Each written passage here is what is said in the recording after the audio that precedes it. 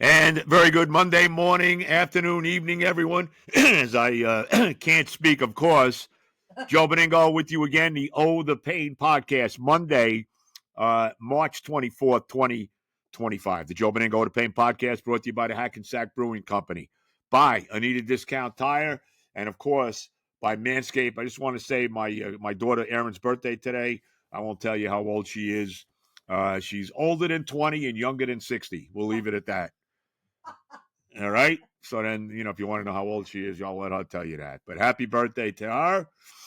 Now, we have to open up with the brutal, and let's not, and I've heard all these people talking about St. John's. Oh, they still had this magical season. They won the Big East regular season. They won the Big East tournament, yada, yada, do. No.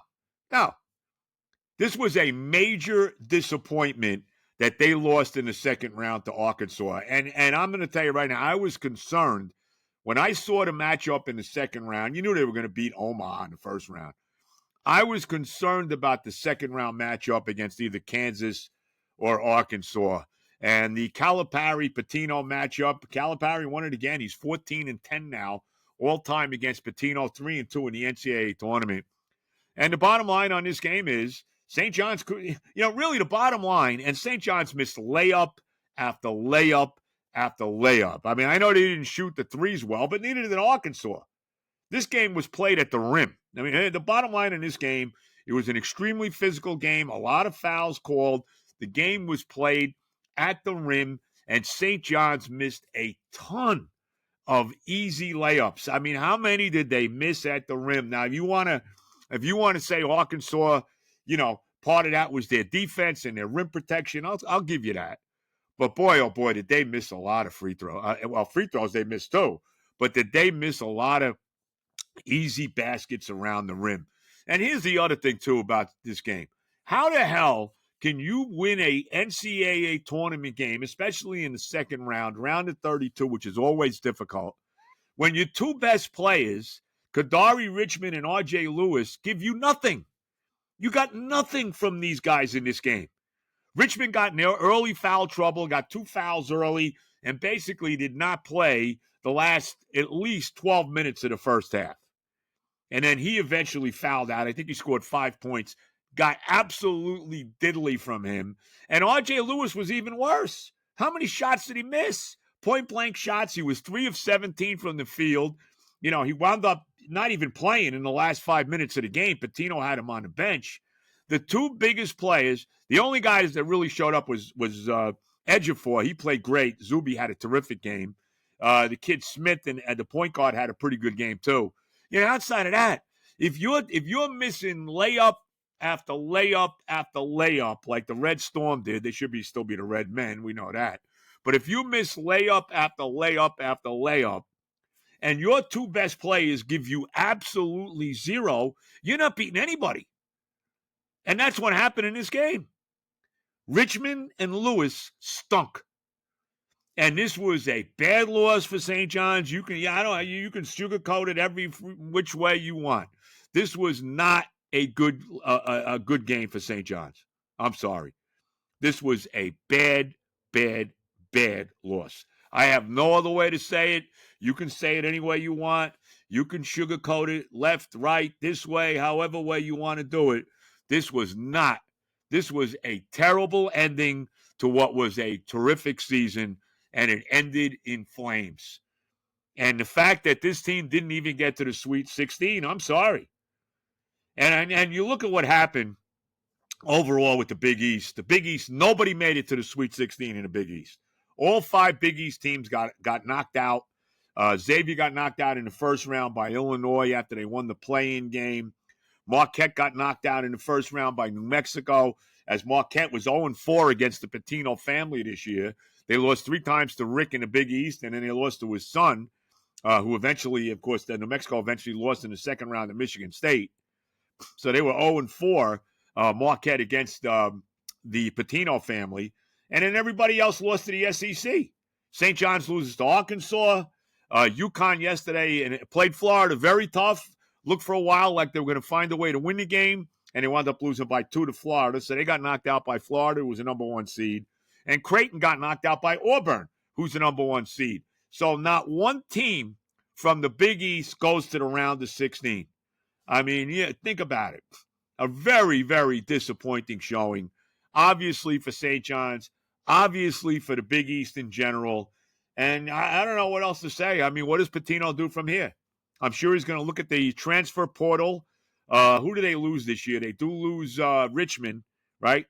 They lose somebody else? I don't know. Does Ekafor come back? I think he does.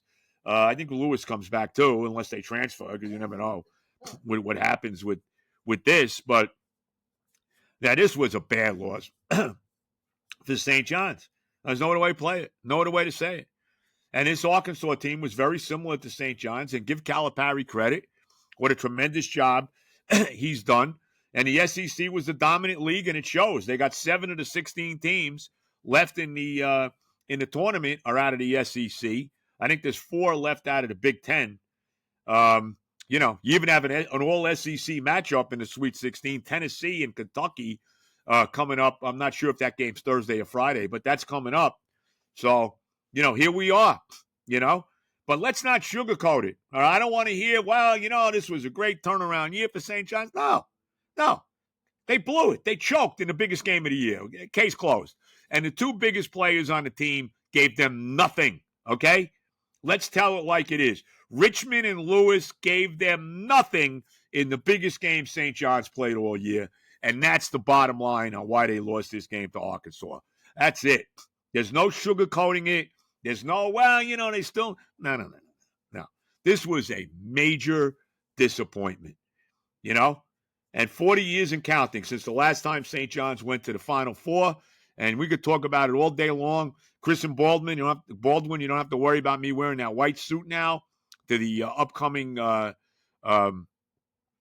podcast at the Hackensack Brewing Company, which is coming up now a week from this coming Friday. So, I'm sorry. So I'm pissed off. I think if you're a guy that rooted for St. John's, you got to be ticked off that they lost this game. There's no other way to say it. And as far as like I said, it turned out to be a terrible year for the Big East. Not one Big East team gets into the Sweet 16. And this is one of the reasons why they don't get the respect that they should. Really. Yeah, this turned out to be really bad for the Big East this year. Now, as far as, taking a look overall at the Sweet 16, we mentioned 7 SEC teams. What was there, 14 to start or 13 to start? 7 left in the SEC, 4 out of the Big Ten. Here's the rundown. We'll start with the South bracket. Auburn, Michigan. So you got a SEC Big Ten game coming up there in that one. And Ole Miss, I'll be rooting for Ole Miss. I got relative down at Ole Miss. My wife was down there a couple of weeks ago. Ole Miss, Michigan State in the other game in the South. So you got 2 SEC Big Ten matchups. Auburn, Michigan, Ole Miss, Michigan State. I will be rooting for the 2 SEC teams in both of those games. Of course, Auburn a number 1 seed, Ole Miss a number 6 seed. As far as the West region is concerned, you got another Big Ten SEC game. You got Florida, Maryland. Maryland beating Colorado State. Really, the only buzzer beater that we've had so far in the tournament was Maryland knocking off Colorado State yesterday. Kid hit it right at the buzzer for Maryland to win it. Florida, Maryland, the number 1 seed Florida, who, as we said, beat UConn, and a real UConn gave them a game, as I was not surprised they would. Florida, Maryland, another SEC Big Ten game coming up in the South, and then Texas Tech against Arkansas in the other game in the West. Arkansas, of course, out of the SEC, Texas Tech out of the Big 12. So that's the one side of the bracket.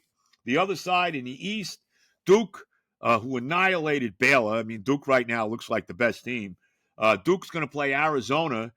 Duke, of course, out of the ACC. I believe they're the only ACC team left in the tournament. They will play Arizona out of the Big 12. And the other game in the East is Brigham Young. What are they in the Mountain West?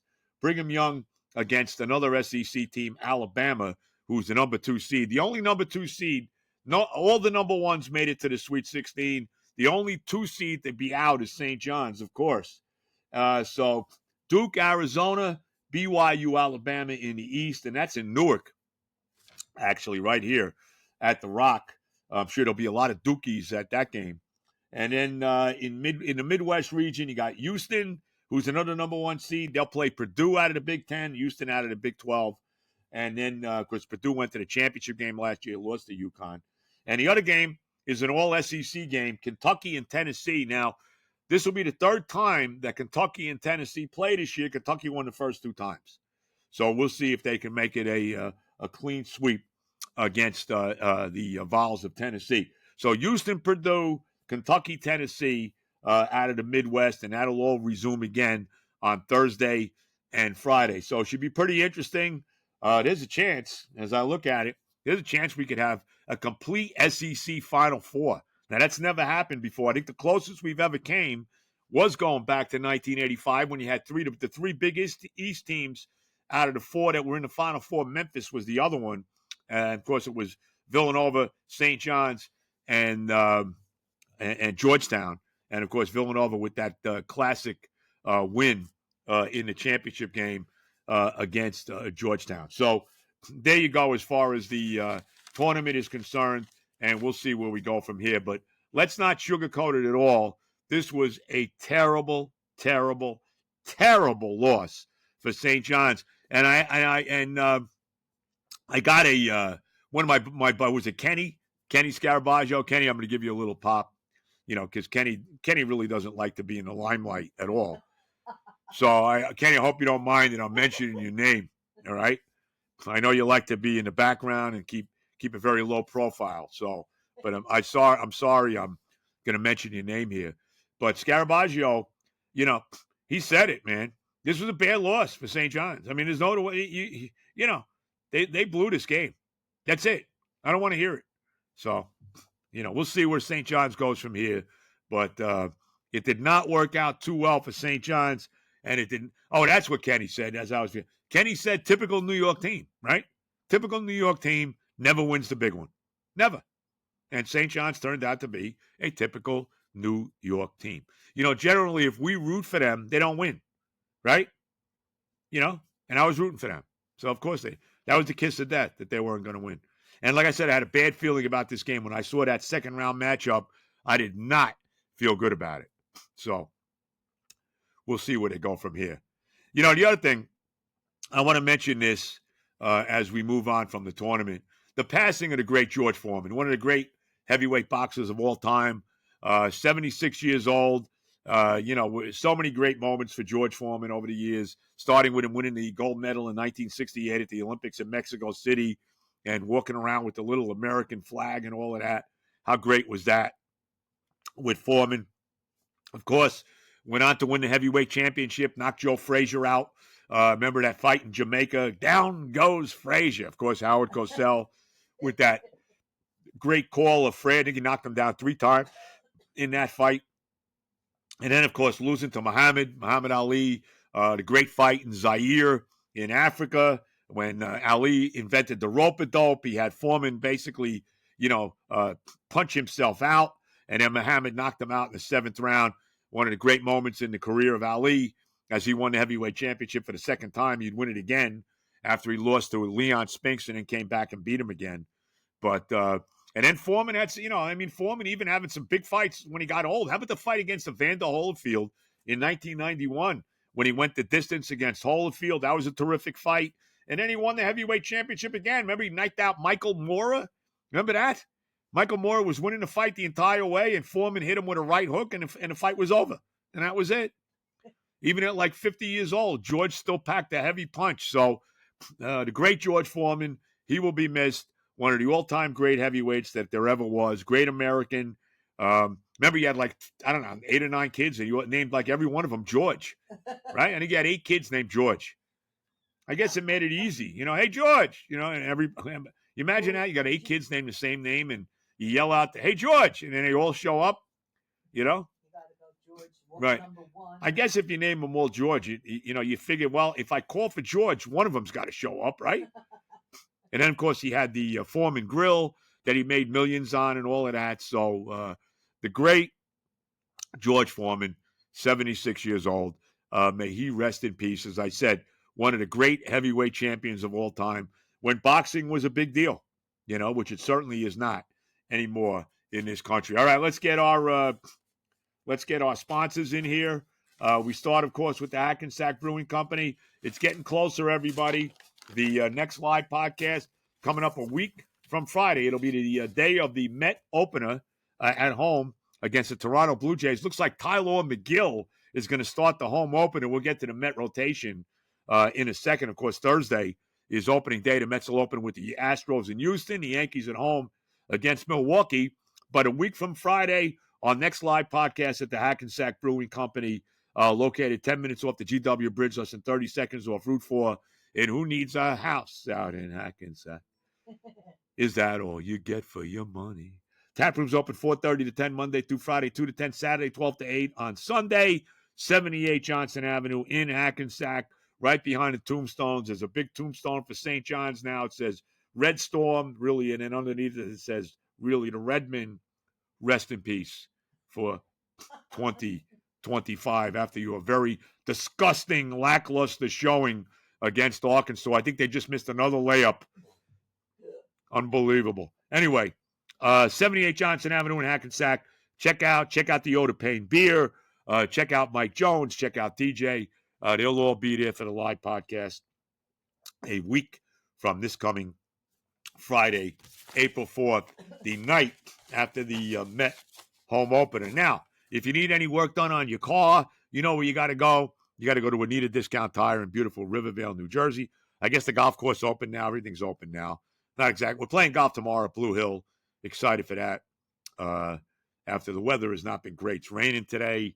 Crummy, supposed to rain all day here, but tomorrow's supposed to be decent. I think Friday, not too bad either. But as we are now officially in spring. But if you need any work done on your car, you need tires, you need a inspection, go check out Anita Discount Tire. See my son Johnny, see Ari, everybody over there, Rob, one of the great mechanics, and they'll take care of you.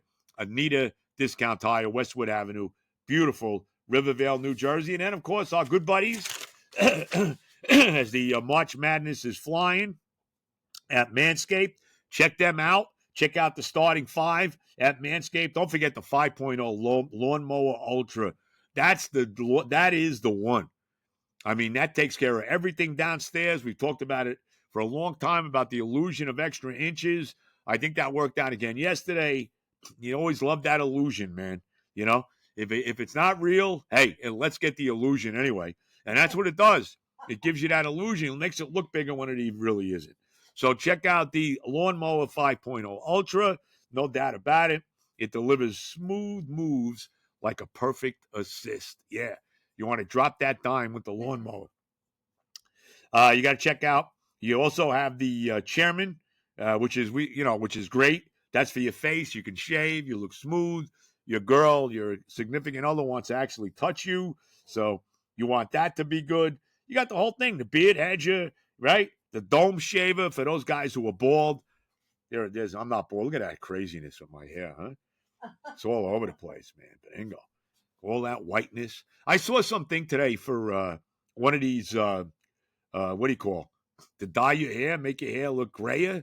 Not doing that. Could you imagine if I yeah. Could you imagine if I put some kind of crap in my head like that?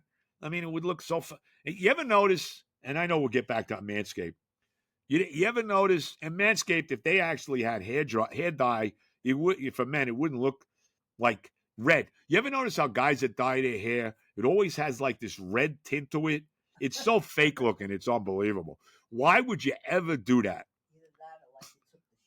Why would you ever dye your hair? Better off putting shoe polish on it. Why would you ever dye your hair? It's so phony looking. It's really unbelievable. Anyway, back to Manscaped. I love it. I've been using it now forever. My wife loves it. Everybody loves it. You also got to check out the underwear, the Manscaped underwear, which I always wear for golf. It keeps my balls right where they need to be. You know, the only balls you want out is the golf ball on the golf course. So you got to check out the Manscaped underwear. They got the T-shirts, which are great also. And then, of course, the shampoo and conditioner. I've been using it for a long time now. Really makes my hair look good, nice and clean. And, you know, it doubles as a body wash. You can wash your body with the Manscaped and all of that. Check out Manscaped. Remember, enter the code PAIN, P-A-I-N, for 20% off, free shipping, and get ready to score big with Manscaped. Again, insert the code PAIN, 20%, not that I ever have any, 20% off and free shipping, and get ready to score big with Manscaped. And, of course, tell them Benigno sent you. All right, Benigno, the Oda Payne podcast.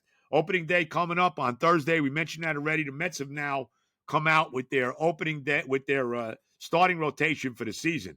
Obviously, Sean Manaea is out. So the rotation, at least for a month or so, we hope it's a short period of time. So the rotation looks like this. Clay Holmes, who has not been a starter in his career, is going to pitch opening day against Houston. The 3 games in Houston, it's going to be Clay Holmes, Tyler McGill in game 2. He's also scheduled to start the home opener against Toronto. Tyler McGill in game 2. And what's the guy's name? Griffin Canning? What the hell is it? Fanning? What's this guy? Some guy we never heard of from the Angels. He's starting game 3. And then the 4 and 5 starters, for some reason, I don't know why. Tell me why Peterson and Saga are not starting the first 2 games of the year. That doesn't make sense to me. So the starting rotation, Clay Holmes, Tyler McGill, Griffin Fanning, I think that's the guy's name, David Peterson, and Kodai Senga. So that's your starting rotation for the Mets. And again, Thursday it'll be Clay Holmes in Houston against the Astros. What's that game start at 4 o'clock? I think that's 4 o'clock start, which is a very good time for the game to start. And of course, Thursday you have the NCAA tournament coming back as well. Now, as far as the everyday lineup, you figure Alonso at first. It looks like Brett Beatty's going to start the year at second base, which I don't get that. I don't know why Acuna's not starting with McNeil being out. Of course, Lindor at short, Vientos at third. The outfield looks like Nimmo in left, Siri in center, Soto in right. Torrens is going to start behind the plate with the injury to Alvarez. And as I said, Clay Holmes on the mound. So that's the opening day starting lineup for the Mets. As far as the Yankees are concerned, their rotation, it's going to be Carlos Rodon pitching the opener against Milwaukee. Then game 2, it's going to be Max Fried. Marcus Stroman now moves into the third slot with the injuries to Garrett Cole, the injury to Luis Heel. The injury now, who's going to get? Clark Schmidt is hurt. So, he moves back too. And who's the other? What is it? Warren's going to start. I think he's going to be the 4th starter. And I forget now who's going to be the 5th starter for the Yankees. I should know off the top of my head, but I don't. But, of course, the Yankees battling those injuries, and we'll see where they go from here. But they open up against Milwaukee, and that'll be on Thursday at Yankee Stadium. And the weather, I don't know what the weather. I don't think the weather looks too great for Thursday in New York. You don't have to worry about it in Houston because they got a dome. But I don't think the weather looks too good in New York for the home opener. But, we'll see. I don't think it's going to be 80 degrees and beautiful. So, but we'll see how that plays out. And hopefully next Friday, we'll have great weather for the Met home opener. And we'll also have great weather for the next live podcast at the Hackensack Brewing Company. As far as the 2 teams that play in Madison Square Garden, the Rangers continue to battle for a playoff spot. I think they're 1 point behind Montreal for the final playoff spot. They're battling the Islanders, got a 1-point lead over the Islanders, but everybody's got games in hand. All the other teams contending with the Rangers have 2 games in hand, I believe. What do the Rangers got? 11 games left to play? I think that's what it is. They go on this West Coast trip now, which is crazy that they're on the West Coast at this point in the year. They play tomorrow night against the Kings in L.A. Then I think on Thursday night they play San Jose, and then they play Anaheim before they come home again. So, Rangers got to win games. I mean, that's just the bottom line. They got that win over the weekend on Saturday, that 5-3 win over Vancouver, where they blew a couple goal leads, where they blew leads a couple times in that game, came back to finally win it. Johnny Brzezinski with 2 goals. Lafreniere actually had 3 assists in that game, and they finally get a win after they had lost 3 straight games at home on a 4-game homestand. So that wasn't pretty by any stretch. So we'll see. As far as the Knicks are concerned, Knicks still sitting. The Knicks, they're pretty much locked in. I mean, Brunson is still out. They're pretty much locked in. They beat Washington the other night at the Garden. They're going to be the 3 seed. And, at some point, if they're going to get where everybody wants them to go, they're going to probably have to beat the Cleveland Cavaliers and the Boston Celtics for them to move on and continue, to get, at least get out of the second round of the playoffs this year. So that's where we're at as far as those two teams go that inhabit Madison Square Garden. By the way, we want to congratulate, and I failed to mention this on the show the other day. I want to congratulate the great Sam Rosen. He's retiring after 40 years as the play-by-play voice of the Rangers. I'm not sure who's taking over. Is Don LaGreca taking over? I'm not even sure who's going to be taking over for him. Maybe Kenny Albert, who does the radio now most of the time, because Kenny does everything, as we know. He does the Knick games and all of that. Maybe Kenny Albert's taking over. I'm not even sure. But after 40 great years, Sam Rosen retiring as the radio, as the MSG TV voice of the New York Rangers. And we're going to miss Sam. There's no question about that. Hopefully, Sam ends his career by doing the first round of the playoffs this year. And we can only hope that the Rangers get in. I don't see it. I've been saying for a long time now, I do not see the Rangers as a playoff team. I just don't see that. I don't see it at all. So we'll see. Let's see what they do. They got, like I said, a very tough 3-game West Coast trip now coming up. And let's see what they do starting tomorrow night against the Kings in L.A. They got to win. They got to win games. No other way. They need to go on a winning streak here. And how about the fact that the Rangers have not had a 3-game winning streak all year? So I just don't think that they're making it. I don't see it. And again, I blame Chris Drury. If anybody's going to get fired at the end of the year, forget about Laviolette, although he'll probably will get fired. Drury should get fired. They need a new GM. He hasn't done a great job. He destroyed this team right away. When he dumped Barclay Goodrow after the playoffs last year and then basically announced that everybody was on a trading block, I don't think this team has ever really recovered from that. And I put all the blame on Chris Drury, who, of course, has tried to remake this team with all the trades he's made. Has any of those trades really worked out? I guess Will Borgen has been okay, right, as a defenseman. But, you look at these trades. What have they gotten? What have they really gotten for Jacob Trouba, Capo Caco, VC, and Schneider? Not Schneider, and Lindgren. They've gotten nothing. They've gotten nothing for those trades.